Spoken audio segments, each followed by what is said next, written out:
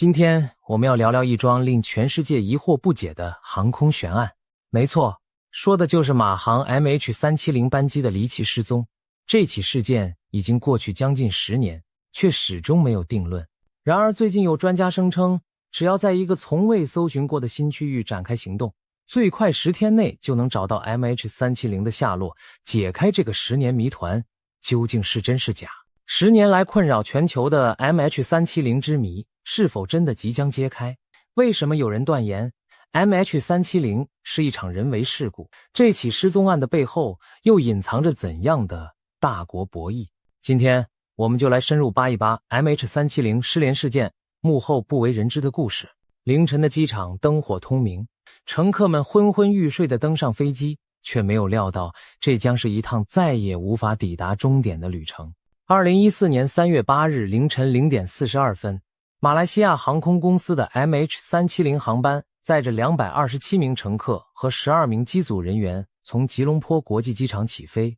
目的地是北京。直飞的是一架波音777-210R 型客机，机长是53岁的扎哈里，副驾驶是27岁的法里克。飞机在夜色中平稳爬升，一切如常。2014年这个夜晚对地面上的人们而言静谧无奇，但对机上的200多人而言，命运的巨变已悄然逼近。起飞大约20分钟后， MH370 进入巡航高度，按照计划航路向东北方向飞行，准备穿越越南领空。然而就在飞行约40分钟，即将飞出马来西亚管制区域时，异常情况发生了。凌晨1点07分，飞机上的 ACARS 系统即飞机通信寻址与报告系统按照惯例发送了一次飞行数据，这却成为它最后一次传输讯息。按照正常情况，下一次 ACARS 报告应该在1点37分送出，但此后地面再未收到 MH370 的自动资讯，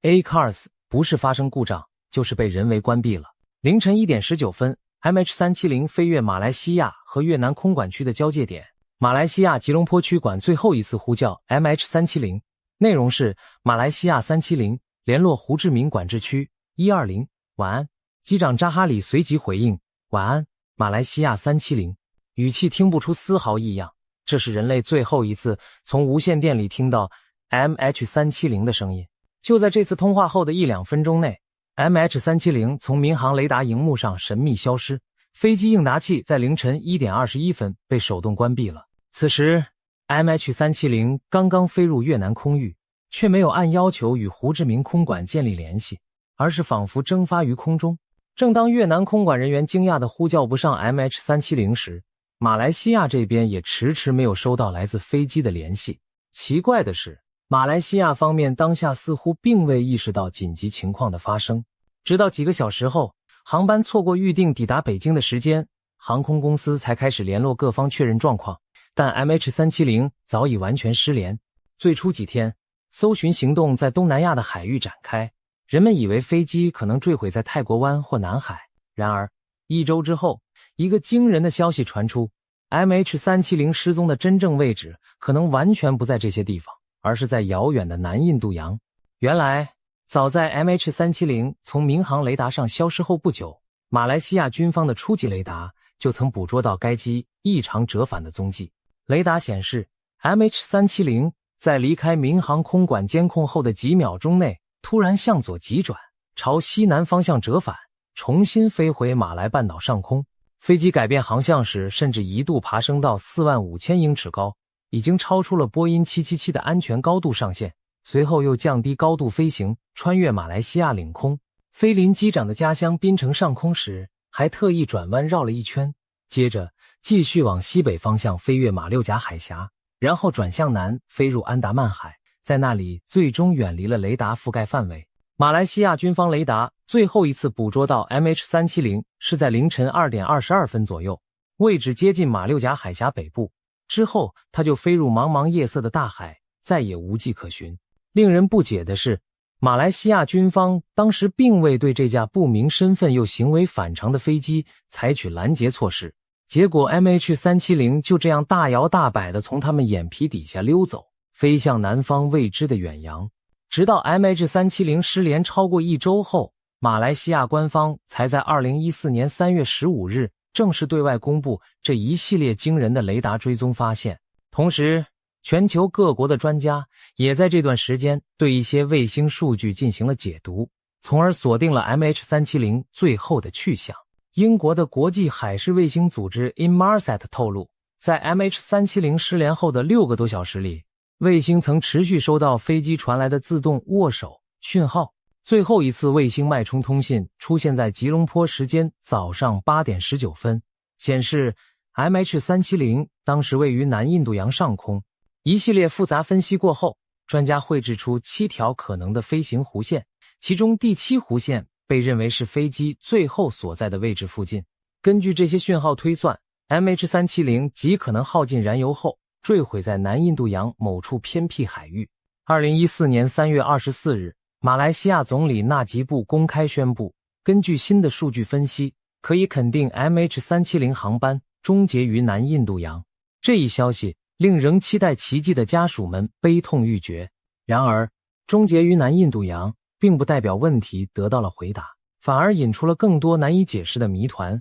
飞机为何会飞到南印度洋去？是机械故障导致偏离航线，还是有人刻意而为？为何整整7个小时的飞行中，机上无人发出任何求救讯号或联系？ MH370 仿佛人间蒸发，既没有呼救，也没有残骸，留下的只有无数疑问。由于始终找不到实物证据， MH370 事件迅速成为当代航空史上最大的谜团，各种传言和理论漫天飞舞。我们不妨一条条来梳理这些猜测。首先，几乎可以确定的是， MH370 的种种反常举动并非普通机件故障那么简单，而更像是有人为干预的结果。支持这一点的理由很多，通信设备被手动关闭，飞机蓄意掉头改变航向，异常的高度变化，精心挑选的迂回航路等等，这些都不是一架失控的失事飞机该有的表现。正常情况下，如果飞机出现严重故障，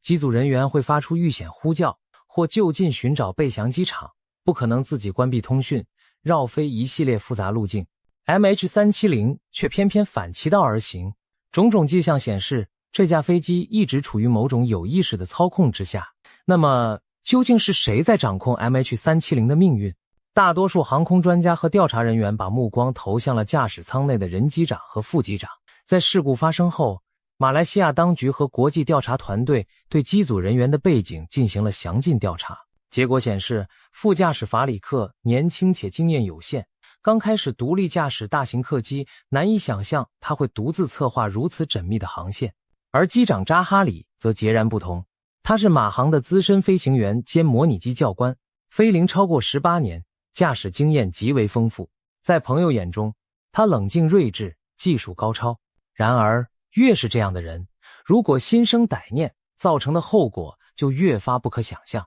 随着调查深入，越来越多线索直指机长扎哈里可能一手导演了这场悲剧。首先，调查人员在扎哈里家中发现了一套高阶飞行模拟器。美国联邦调查局从模拟器的硬碟中恢复了一些被删除的数据，竟然包含一条飞往南印度洋的模拟飞行路线。更令人不寒而栗的是，这条在事发前1个月演练的航线轨迹，与 MH370 失联后专家推测的实际飞行路径颇为接近。而且扎哈里在模拟时从头到尾采用人工手动操纵，并未使用自动驾驶仪，这一点极不寻常。因为飞行员平时使用模拟器进行长距离飞行，大多数情况下都会方便地启用自动驾驶协助巡航，没有人会闲得没事全程手动飞行长达数小时，除非他在演练一场特殊计划。这个发现让机长劫机的嫌疑瞬间增强了好几倍。不仅如此，扎哈里的个人生活细节也引起调查员的关注。据称他在事发前出现了一些异常举动，例如将家里那套大型飞行模拟装置曾一度拆除，还曾在社群媒体上发表忧郁低落的言论。一些非官方消息甚至暗示他婚姻失和，情绪低迷。但需要注意的是，马来西亚官方调查报告并没有明确证实他有精神问题或强烈的自杀倾向，只是说他没有经济压力，生活作息也正常。官方报告态度的模棱两可，反而让公众更加怀疑是不是有什么难言之隐。尽管官方没明说，但许多资深飞行员和航空专家私下都相信，机长极有可能就是这场人为悲剧的策划者。如果真是他，那又是如何一步步实施整个计划的呢？让我们尽可能还原当晚的剧本。一种推测是，扎哈里可能精心选择在飞机飞出马来西亚，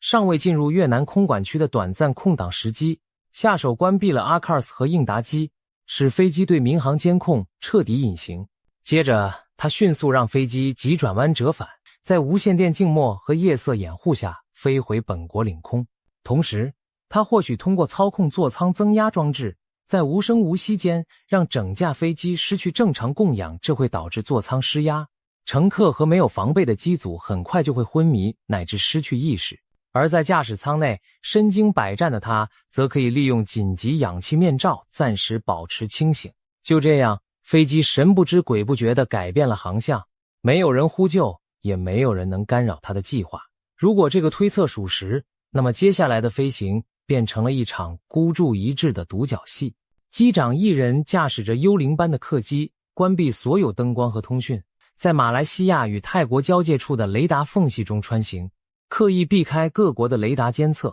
他或许利用专业知识贴着民航航路飞行，甚至紧紧尾随在另一架定期航班后方，伪装成后者的雷达信号，从而悄然绕过邻国的军事监视。随后他让飞机一路向南飞往人迹罕至的印度洋深处。在漫长的7小时孤独飞行中，他可能一直保持清醒，等待燃油耗尽的那一刻。当警报响起，引擎逐渐停转时，他最后启动了飞机的辅助动力单元，恢复机上电力。这个动作无意中重新启动了卫星通讯终端，导致 Inmarsat 的卫星在飞机最终下降前捕捉到了那个令人费解的自动重新连线握手讯号。接着，扎哈里可能尝试实施一个飞行员最不愿面对的动作，就是海上迫降。他让失去引擎推力的庞然大物尽可能平稳滑翔，像滑翔机一样贴近海面，最后控制着飞机平稳地亲吻水面，在黑暗的浪涛中沉入海底。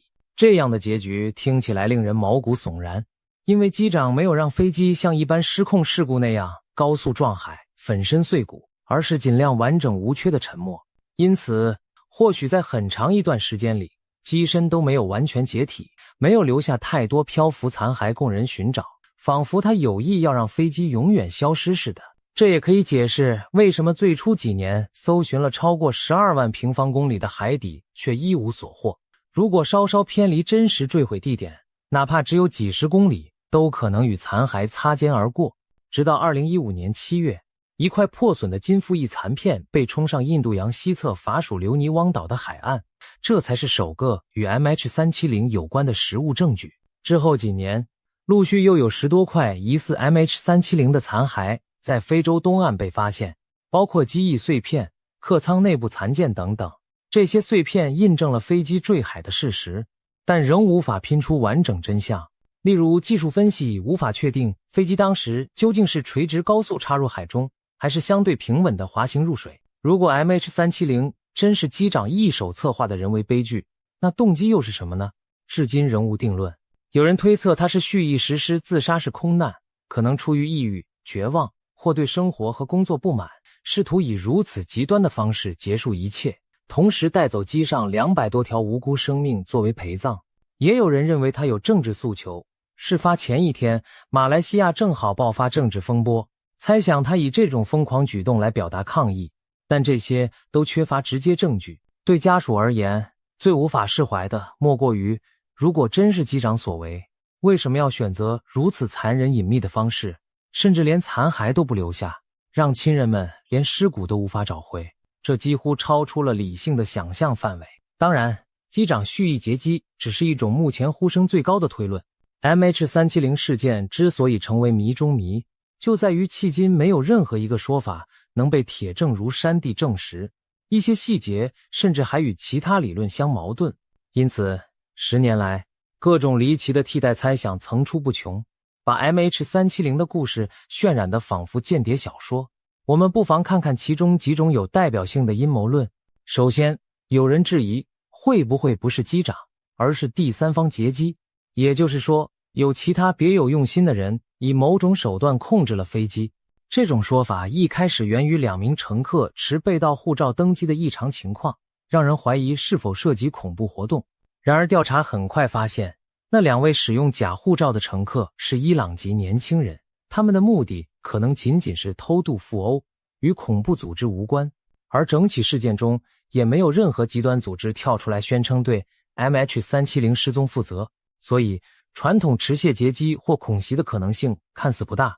但是第三方介入并不一定指持枪歹徒，还可能是更隐蔽的电子骇客所为。随着现代飞机高度电子化、网络化，一些安全专家在 MH370 事件后提出了一个令人不寒而栗的可能：骇客透过远端入侵飞机系统，实施了一场网络劫机。有英国专家指出，理论上骇客可以通过机上娱乐系统的漏洞植入恶意程式，一旦侵入主飞行电脑，便可瘫痪防护软体，并操控飞机的航向，甚至关闭通讯。MH370 整个行为轨迹如此反常，却又没有直接证据证明机组自杀，所以有人宁愿相信是幕后黑客接管了这架飞机。更离奇的是，事件发生后，马来西亚政府中参与调查 MH370 的多位高级官员电脑居然遭到入侵攻击，调查资料被大量盗走，透过邮件发送到一个位于中国的 IP 地址。据马国媒体报道，这次网攻手法高明且策划周密，绝非普通骇客所能为。是谁如此关心 MH370 的调查进展，竟不惜黑入调查团队内部电脑？这不禁让人联想，会不会真有某个强大的幕后黑手参与了这场空中阴谋？说到幕后黑手，就引出了另一版本的传言，所谓大国博弈论。这种阴谋论认为 MH370 的消失其实牵涉某些国与国之间的秘密较量。最常被提起的是美国和中国之间的科技谍战说法，因为 MH370 机上有超过150名乘客是中国公民。这架班机原本飞往北京，乘客名单中包括了一些电子科技领域的人才，例如美国一家半导体公司 Freescale 公司的20名工程师就在此航班上。网络上曾疯传一种说法，这批工程师掌握着某项尖端军用晶片技术，他们刚申请了一项价值连城的新专利，他们的死亡会让专利权自动落入某跨国财团手中。更耸人听闻的版本称，美军早就盯上这批技术人员，于是派出电子战飞机干扰了 MH370 的通讯，让它从雷达上消失，然后将飞机劫持到印度洋中的美军迪亚哥加西亚基地，扣押了机上人员和机密技术。如此天马行空的剧本一度在网上流传甚广，然而稍加求证便能发现这类说法漏洞百出。比如所谓5名专利持有人只有1人生还获利，根本与事实不符。相关专利的发明人名单里压根儿没有 MH370 乘客。再比如要让一架大型喷射客机毫无痕迹地飞抵美军基地并掩盖消息，也不现实。Inmarsat 的卫星数据清楚显示， MH370 当晚一路向南飞向荒芜的印度洋，而不是转向西北飞往美军基地方向。更何况若真是美国暗中出手，中国作为最大受害方岂会善罢甘休？同理，也有人反过来怀疑，是不是中国方面为了某种不可告人的目的而劫持了飞机，因为那场疑似网攻的源头在中国境内。然而这些猜想都缺乏有力证据，只能停留在脑洞阶段。事实上，围绕 MH370， 各种国际政治阴谋论此起彼伏。例如有人扯到俄罗斯，认为 MH370 是被俄国情报部门策划劫持到中亚，以转移当时乌克兰危机的国际视线。还有人甚至声称 MH370 根本没坠毁，而是被秘密降落，改装之后伪装成几个月后在乌克兰上空被击落的马航 MH17。 这些说法一个比一个离谱，更像电影情节，而非真实事件。那么抛开这些脑洞大开的阴谋论， MH370 有没有可能其实是技术故障造成的意外，只是恰巧引发了一连串看似人为的现象呢？比如有人提出所谓机舱失压说，设想正副驾驶都没来得及戴上氧气面罩就昏迷，飞机变成幽灵航班，自动驾驶继续运行了几个小时，直到燃油耗尽坠海。这类说法曾被澳洲等国的调查团队仔细考量，因为历史上确实发生过机组人员失能，飞机依靠自动驾驶长时间飞行后坠毁的案例，比如希腊曾发生的幽灵航班事件。但 MH370 的情况与此类案例相比有明显不同。如果没有人操控，飞机不可能精心规避雷达，反复改变高度和航向，更无法解释通信系统被关闭的事实。因此，多数专家仍然倾向认为 MH370 不是普通事故，而是受到了人的影响。可以说， MH370 事件从一开始就夹杂在错综复杂的因素中，除了技术推理上的难题，还有大量现实考量牵涉多国的情报共享、军事雷达机密以及外交关系等。马来西亚作为事发国，在讯息发布上几经反复，被外界诟病不够透明，而中国政府因有大量国民罹难，投入了最庞大的搜救资源，曾派出舰队在南海和印度洋全力搜寻，美、英、澳等国也提供了高科技设备予以协助，各国既合作又博弈。初期泰国、印尼等国对各自的军事雷达资料讳莫如深，延误了判断飞机路径的时间。后期的海底搜索主要依赖美澳提供技术方案，中国船只配合执行，但整个搜寻策略很大程度上取决于英美专家对卫星数据的分析。可以想见，在这背后，各国都对自身敏感的监测能力有所保留，不可能把底牌全部亮出。这也让很多阴谋论者坚信，肯定有大国早就掌握关键情报，只是碍于某种原因没有公布。只可惜迄今为止，并没有哪个知情大国站出来爆料，一切还得回到科学证据和现场搜寻上。在漫长岁月里， MH370 的家属们饱受折磨，国际航空界也从中汲取了深刻教训，飞机的实时追踪和通信改进被提上议程，避免再出现一架航班离奇失踪数小时而无人知晓的窘境。然而，谜底依然没有真正揭开，至少在没有找到残骸主体和黑匣子之前，一切都只是推测。人们渴望真相，毕竟那代表着对逝者的最后交代。然而，印度洋深处搜寻难度极大，过去的10年里行动屡屡无功而返。2014年至2017年间，由马来西亚、澳大利亚和中国联合进行的首次大规模海底搜索行动，动用了当时顶尖的水下声纳设备，扫描了12万平方公里的海床，却依然一无所获。2018年，美国民间深海探测公司海洋无限与马国政府达成了无发现不收费协议，派出无人深海潜航器进行了第2轮搜寻，但最终仍是毫无结果，只能宣告终止。转眼将近10年过去，随着2024年3月这个10周年的节点临近， MH370 事件再次受到全球瞩目，家属们在世界各地举办了纪念活动，同时也不断向各国政府施压，要求重启搜索。他们的信念只有一个，那就是只要还没找到亲人，就绝不停止。而科学界和民间也从未放弃努力。最近，2位欧洲专家，法国退休飞行员帕特里克·布莱利和工程师让吕克·马尔尚联合发表了最新研究成果，对 MH370 最后阶段的飞行进行了精确模拟重建。他们提出， MH370 并非如先前许多假说那样在燃油耗尽后失控坠海，而是在一位经验丰富的飞行员控制下实施了受控迫降。根据他们的计算，飞机很可能沿着第7弧线再向南滑翔了几百公里才入海，坠落于南纬约 35.5 度、东经93度附近的一处海底高原上，水深约4000公尺。这片区域此前从未被搜索过。2位专家表示，如果动用先进的深海无人潜航器在该区域展开仔细搜寻，预计最快10天就能找到残骸。他们呼吁马来西亚和澳大利亚当局以及拥有设备的美国海洋无限公司立即开启新一轮搜索行动。这条10天内找到马航的消息甫一传出，立刻引发了舆论热议。许多人既兴奋，期待终于有突破，也担心万一最后仍是空欢喜一场。令人欣慰的是，各方似乎真的重新燃起了行动的意愿。马来西亚政府在10周年之际态度有所松动，表示只要有可信的新线索，就愿意重新启动搜寻。到了2025年初，马国正式宣布与海洋无限公司达成协议，将在专家们提出的新区域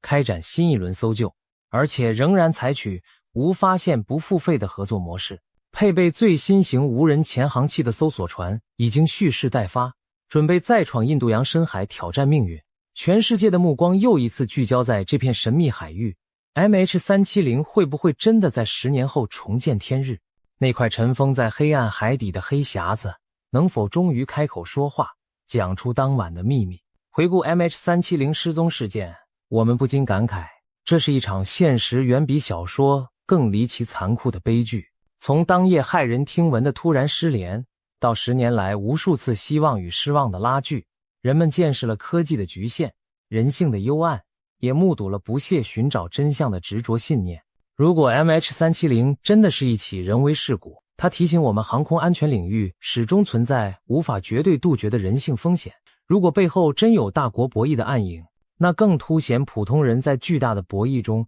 是多么无辜而渺小。无论真相最终指向何方，对于239条鲜活生命的消逝，世界都负有一个交代的责任。正义或许会迟到，但不应该缺席。我们期待着那一天，所有谜团终被解开，阴影彻底消散，逝者得以安息，生者也能放下心结。马航 MH370 的故事或许将在不久的将来迎来大结局，但愿那会是真相大白的时刻，而不是另一个谜团的开端。